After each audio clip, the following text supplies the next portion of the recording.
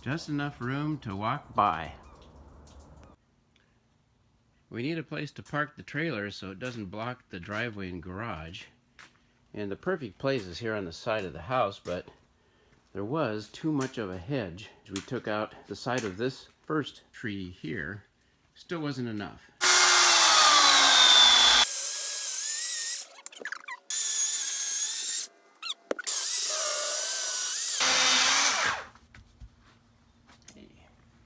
That's the way to do it. Yeah.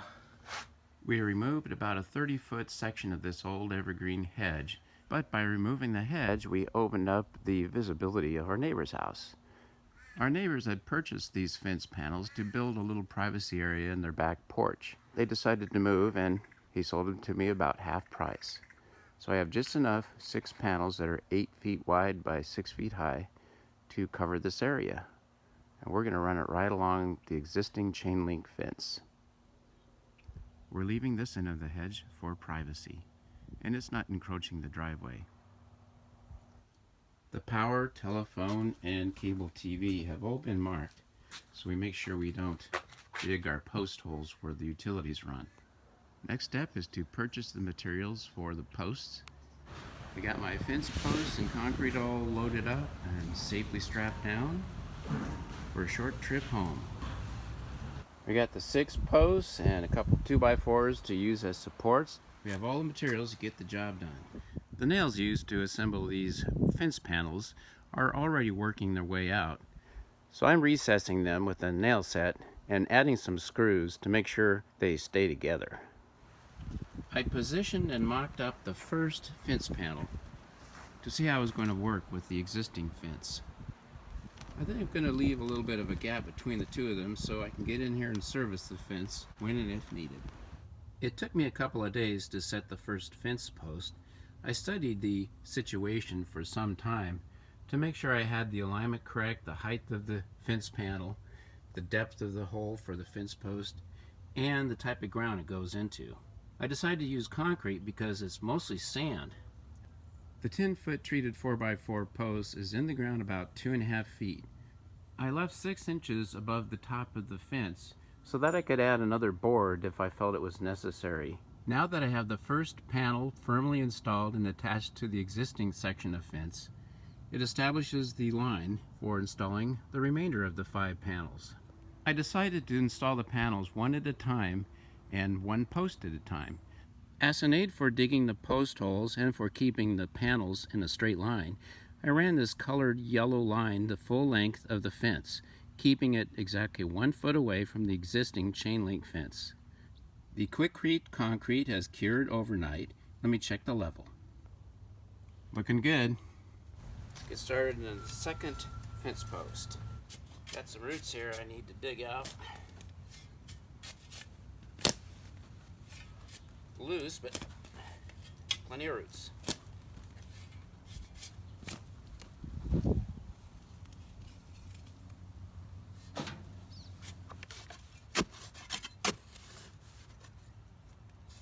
Nice and soft.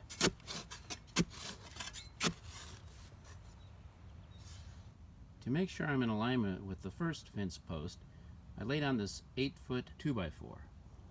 Looks good. Okay, let's check the depth.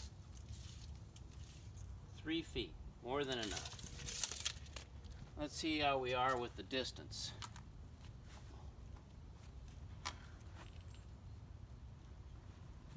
Looks great. Alright, I'm going to mock up the next fence panel and hook her up. I've got the second fence panel attached to the first post I installed. By using the plumb end of the fence panel will be a perfect way for setting my post. I added some sand to get the post hole about 3 inches deeper than needed. So I'm going to add some gravel to improve the drainage, even though there isn't much problem with drainage in the sandy soil.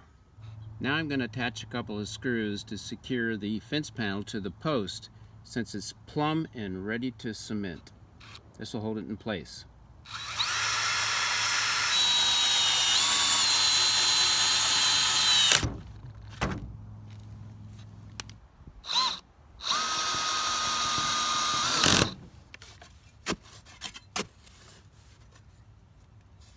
Nice and soft.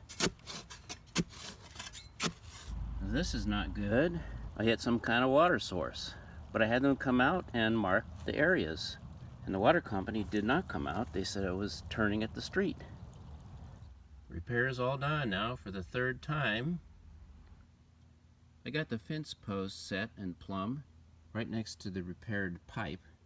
There are no leaks in the repaired pipe. I'm now ready to set the post. It's just they're held by a couple of screws as I prepare to backfill this with sand. I'm going to do a final check to make sure this post is plumb. It hasn't rained for several months, so the sand and soil is very dry. I think I'll fill it up slowly and add water, allowing the sand to sift into the pockets and voids naturally.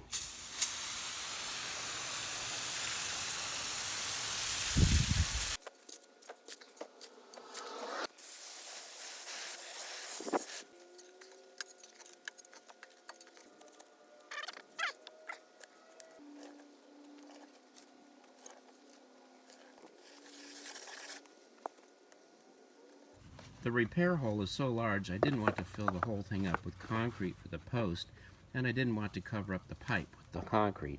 I cut the bottom out of a plastic planter box so I could use it as a form around the post. I'll backfill around the form with sand and use some water to get it good and compressed, then pull it up so I have an opening, a nice round shape for pouring the concrete. I think this should work pretty good.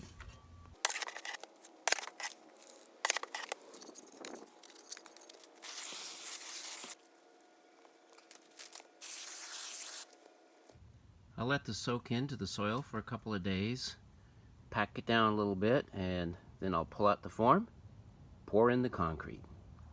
I stomped down the sand to compress it a little bit. I'm going to wait another day while it dries in the sun, and then I'll pull out my makeshift form and put in the concrete.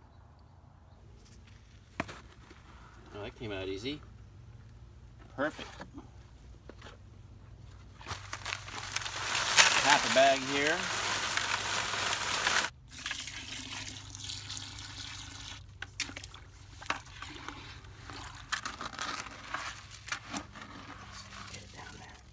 To help guide the concrete right into the hole, I slipped a piece of cardboard into this yard debris bag.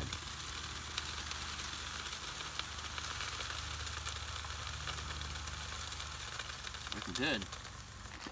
I'm going to add a little bit more dry concrete to the mixture to make it a little bit thicker. There we go.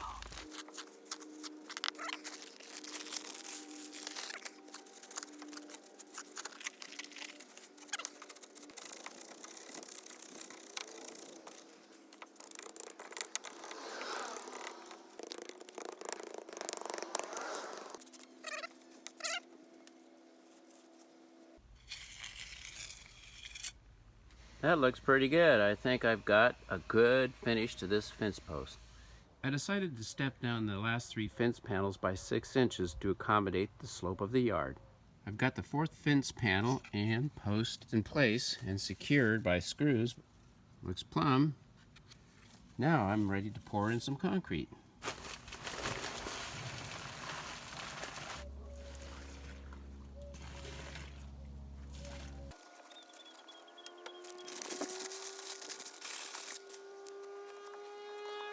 I was off a little bit in digging my hole, but this I think will work just fine. All plumb, the fence panel is installed. Just need to put some concrete in the post hole. Didn't quite get the post hole right, that's okay.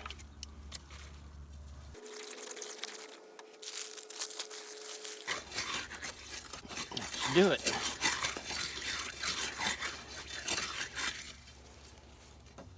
I have the 6th and final fence panel in place and at the right height, and temporarily place the post in the hole. I'm going to secure the fence with screws and then pour in the concrete. Can't wait for this to be finished.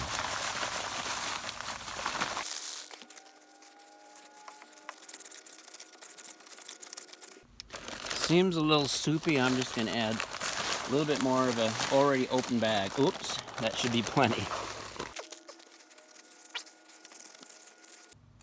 Build it up next to the post a little bit so the water that soaks through the soil will find its way down the sides rather than into the edge of the post.